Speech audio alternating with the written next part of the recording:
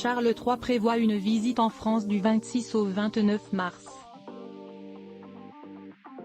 La date avait été décidée il y a longtemps. Cette visite du roi et de son épouse la reine consort Camilla à Paris puis Bordeaux, avant l'Allemagne, intervient dans un contexte social agité.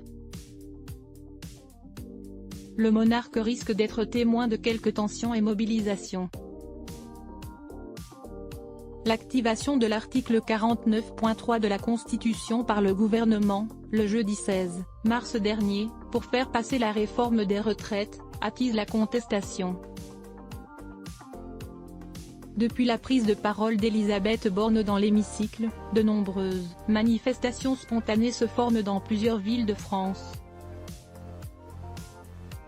Et cela ne devrait pas désemplir. Il reste une semaine avant l'arrivée du monarque dans l'Hexagone, mais rien ne laisse à penser que le mouvement se calme. Au contraire, Emmanuel Macron prévoit de recevoir le roi Charles III, dans la Galerie des Glaces, au château de Versailles. Le dîner d'État prévu lundi 27 mars dans ce symbole de la monarchie absolue en France risque de ne pas plaire aux manifestants. L'image du monarque républicain prendrait alors tout son sens alors que le gouvernement vient de faire passer en force une réforme impopulaire.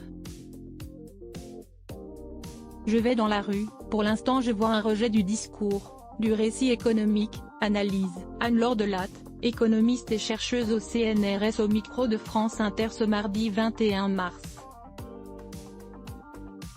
Vous avez des gens qui en ont assez de la montée des inégalités, la baisse du pouvoir d'achat. En plus, on est en pleine inflation.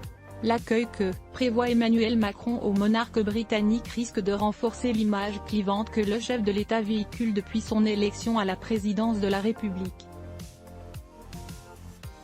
Ce rendez-vous dans la Galerie des Glaces pourrait mal passer auprès de l'opinion publique, largement mobilisée contre la réforme des retraites.